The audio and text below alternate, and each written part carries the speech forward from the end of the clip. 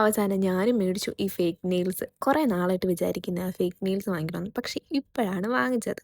അപ്പോൾ നമുക്കും ഇന്നൊരു യക്ഷി നഖം ഉണ്ടാക്കിയാലോ? സംഭവം ആദ്യമായിട്ട് ചെയ്യുന്നതുകൊണ്ട് അതിൻ്റെതായ പോരായ്മകൾ കാണും. അപ്പം നമുക്ക് ഈ ഒരു ഫയലർ യൂസ് ചെയ്തിട്ട് നമുക്ക് നഖമൊക്കെ ഒന്ന് സെറ്റാക്കി എടുക്കാം. അതിനുശേഷം ഈ ഒരു സാധനം യൂസ് ചെയ്ത് നമ്മുടെ ക്യൂട്ടിക്കിൾസ് ഒന്ന് നന്നായിട്ട് അകത്തേക്ക് തള്ളിക്കൊടുക്കാം. എന്നാൽ മാത്രമേ നമുക്കിത് വയ്ക്കാൻ പറ്റത്തുള്ളല്ലോ. അപ്പോൾ എല്ലാ നഖത്തിലും നന്നായിട്ട് അതുപോലെ ചെയ്യാം. അപ്പോൾ എല്ലാ നഖവും അതുപോലെ അങ്ങ് ചെയ്തെടുക്കുക. എന്നിട്ട് നമ്മുടെ ഈ ഒരു പാക്കിൽ തന്നെ വരുന്നതാണ് ഈ ഒരു ഗ്ലൂ പാഡ്. ഇത് നമുക്ക് നമ്മുടെ നഖത്തിൻ്റെ ഷേപ്പ് അനുസരിച്ച് കറക്റ്റായിട്ട് ചൂസ് ചെയ്യണം. എന്നിട്ട് വേണം നമ്മൾ ഓരോ നഖത്തിലും അതങ്ങ് ഒട്ടിച്ചു കൊടുക്കാനായിട്ട്. നമുക്ക് അതിൽ നിന്ന് ഈസിലി എടുക്കാൻ പറ്റും. ചെറിയൊരു ഇങ്ങനെ പൊക്കിയെടുക്കാൻ പറ്റിയൊരു സാധനം അവിടെ ഉണ്ട്. എന്നിട്ട് നമ്മൾ നഖത്തിൻ്റെ ഷേപ്പ് ഏതാണോ അതനുസരിച്ച് നെയിൽസ് കറക്റ്റായിട്ട് എടുക്കുക. ഞാൻ പറഞ്ഞല്ലോ ആദ്യമായിട്ടാണ്. അതുകൊണ്ട് ചെറിയൊരു അബദ്ധമൊക്കെ പറ്റി.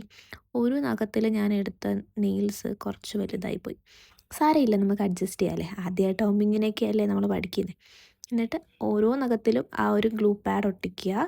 എന്നിട്ട് നമ്മുടെ കറക്റ്റ് ഷേപ്പിനനുസരിച്ചുള്ള നെയിൽസ് എടുക്കുക. ഈ ഒരു ബോ വരുന്ന നെയിൽസ് 2-3 ഉള്ളൂ, മൊത്തത്തിലില്ല. അപ്പോൾ അത് നമുക്ക് ഏത് നഖത്തിലാണോ വേണ്ടത് അവിടെ മാത്രം വെച്ച് കൊടുക്കാം. ബാക്കിയുള്ളിടത്ത് നോർമലായിട്ടുള്ളതും വെച്ച് കൊടുക്കാം. അപ്പോൾ ഇങ്ങനെയാണ് ലാസ്റ്റത്തെ ഒരു ലുക്ക് വരുന്നത്.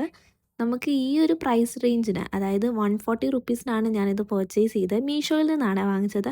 അപ്പോൾ ഈ ഒരു പ്രൈസിന് ഇത് നല്ല വേർത്താണ്. അപ്പോൾ ഇത്രയും നീളമുള്ള നഖം ഇഷ്ടമല്ലെങ്കിൽ നമുക്കിത് കട്ട് ചെയ്യാനൊരു ഓപ്ഷനുണ്ട്. കാരണം ഇഷ്ടംപോലെ നെയിൽസ് അതിലുണ്ടല്ലോ. അപ്പോൾ കട്ട് ചെയ്തെന്ന് വെച്ചൊന്നും പറ്റാൻ പോകില്ല. സോ ഞാൻ ജസ്റ്റ് ഒന്ന് കട്ട് ചെയ്തിട്ടുണ്ട്. അപ്പോൾ ഇങ്ങനെയാണ് വരുന്നത്. അപ്പോൾ ഇതുപോലുള്ള വീഡിയോകൾക്കായി ചാനൽ ഒന്ന് സബ്സ്ക്രൈബ് ചെയ്ത് സപ്പോർട്ട് ചെയ്യണേ.